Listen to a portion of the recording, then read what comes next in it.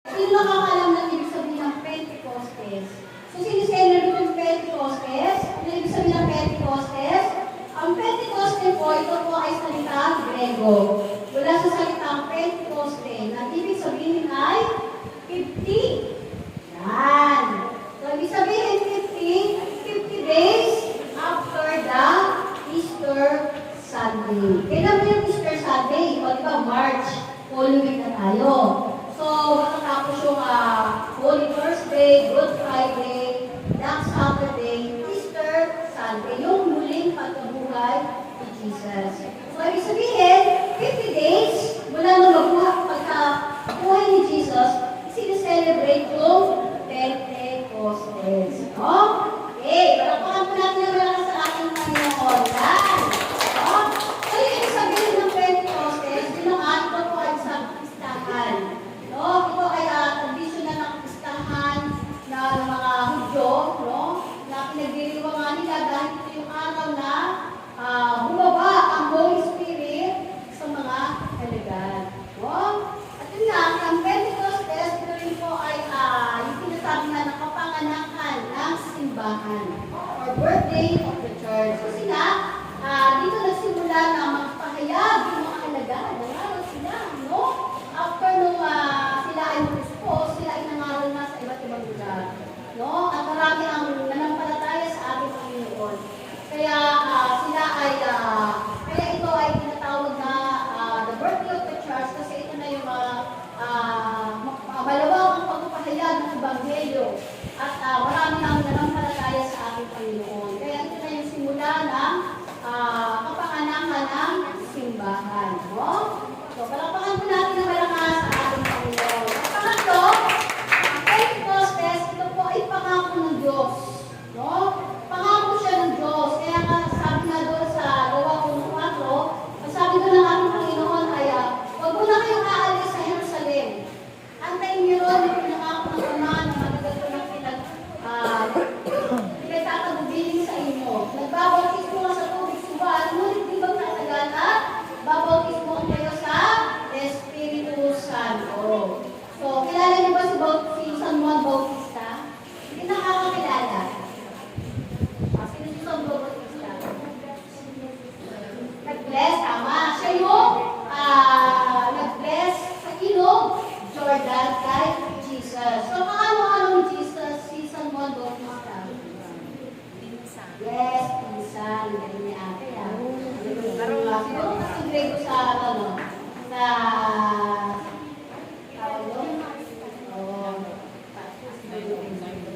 yun na nga. Siya ay pinsan ni Jesus. Siya yung nauna sa ating Panginoon. So, ibig sabihin, nung time na yun, si San Juan Bautista ay nagbabautismo sa tubig.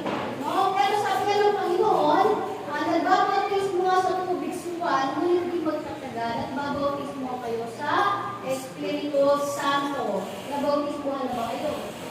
So, Holy Spirit, bautismohan na kayo ato. Holy Spirit. Di ba nagdagan? Oo. Ibig sabihin, narisip nyo ng Holy Spirit kung kayo ay binyagan. No?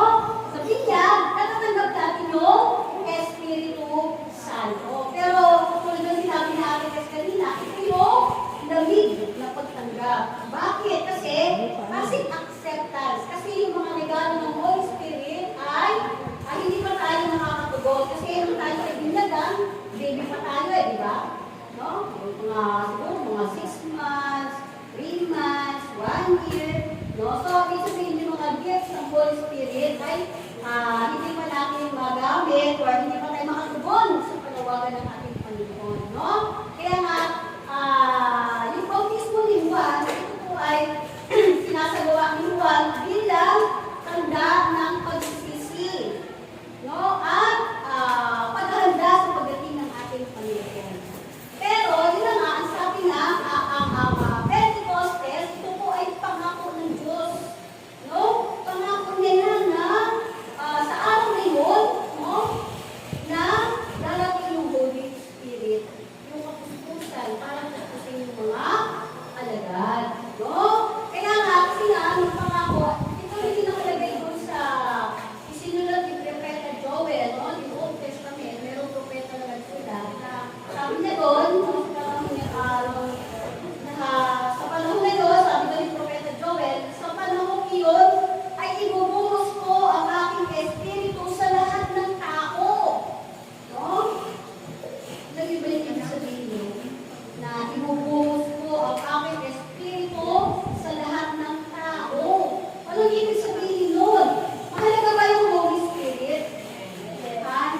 Bakit? Kasi, ang Holy Spirit ay powerful. Amen? Ang Holy Spirit ay makapangyarihan. Kaya kasi tulad ni Moises, si Moises ay, di ba nakahati yung dagat? Yung ganun niya lang yung tungkol, di ba nakahati yung dagat? Kasi si Moises ay binigyan siya ng Espiritu ni Yahweh. No? Kaya siya ay nagginamit ng Diyos, kaya nagagawa niya yung mga miracle. No? Kaya nga, ang sabi ko sa aklat ni Propeta Joel ay, ibubuhos ko ang aking Espiritu sa lahat ng tao. So yun yung pangako ng Diyos. Kaya nga, kaya doon sa Pentecostes, ay doon nagaganap ng Diyos yung kanyang pangako. No? Para ang mga alagad ay mapuspos ng kapangyarihan. Amen? Palakpakan natin ang malakas sa ating Panginoon Kristo. Praise the Lord! Yan! No? Parang wise naman yun. No? Kaya ibig sabihin, no, na mahalaga yung kapangyarihan. No? Kasi sabi natin sa Gawa 1:8, ngunit bibigyan kayo ng kapangyarihan. Pagbaba sa inyo ng Holy Spirit. Ano ba yung kapangyarihan na yan? Alam niyo ba kung ano yung kapangyarihan? Yung pag mag-pray over ka, gagawin. Ano ba yun? Yung bang pag nagsasalita ka, sabihin mo doon sa masamang spirito, lumayas ka at natakot ka sa apoy ng impyerno. Lalayas ba? Yun yung power. Bibigyan ng Holy Spirit ang power yung dila mo. Gusto mo yun, ate? May power na ba yung dila mo? Ha? Anong power? Ha? Good Spirit? Amen. No? Kaya nga mas lalo pa yung bibigyan ni Lord ng power. Kapag bumaba ang Holy Spirit. Yan. Kasi, sabi nga doon, ngunit bibigyan kayo ng kapangyarihan. Pagbaba sa inyo ng Espiritu Santo. Amen. Nakapaka natin na malakas sa ating Panginoon. Amen! Yan, no? Pero bakit ba kayo kailangan bigyan ng power? Kasi, bakit mo kailangan ng power? Kasi bakit?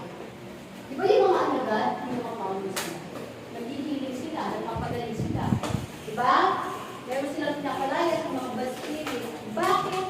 Sa panahon natin ngayon, no, ay ibubuhos daw ng Panginoon yung kanyang kapangyarihan. Bakit? Bakit ibubuhos niya yung kanyang espiritu sa lahat ng tao? Bakit? Bakit? Bakit? Palagay mo, bakit? Kasi may kalaban. Amen? Kung kalaban natin, may power. Yung kalaban natin, mga leader, mga pinuno, na mamayani sa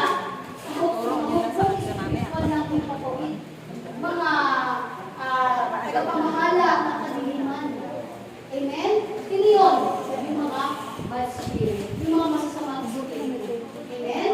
O kaya nga bibigyan tayo ni Lord ng power para malabanan mo yung kalaban ng mga demonyo niyan. Amen ba? Gusto niyo ba? Action pa kayo. Yung labanan ng demonyo. Naman maaga pa, tawag sa mga warlords. Yung mga Yahweh. Diba? Gusto niyo yun? Ano? Kaya nga, kung panahon natin ngayon, kaya ito na yung sinasabi ni Lord na Yahweh na sa panahon yun, ibubuhos ko ang aking espiritu siya lahat ng tao. Magpapakita ko siya ng mga tanda at malak. Ano yun? Sabi doon sa aklat ni Propeta Joel ay magkakaroon ng pagdanak ng dugo. Yung nangyayari ngayon, di ba? Ang daming gera. Ang daming namamatay. Amen? No? May gera. No? Maraming namamatay. No? At magkakaroon ng makapal na usok. No? Mag-apoy. No? Magkakaroon ng malaking apoy. Wildfire sa California. Diba? Yung pagkasunog ng isang syudad, nasusunog. Diba? So, nangyayari na yung mga babala na yan. So, ito na yung nangyayari na yun. No? Kasi na nga, sabi pa doon ay magkakaroon daw mga panaginip, yung mga batang lalaki. No? Magkakaroon ng pangitain. No? Yung mga kabataang lalaki. Sabihin, magkakaroon sila ng makikita nila, magkakaroon sila ng mga vision, prophecy. No? Tulad ng mga bata sa pangina na nakita nila, ito nila ngayon. No? So, yun na nga. So lahat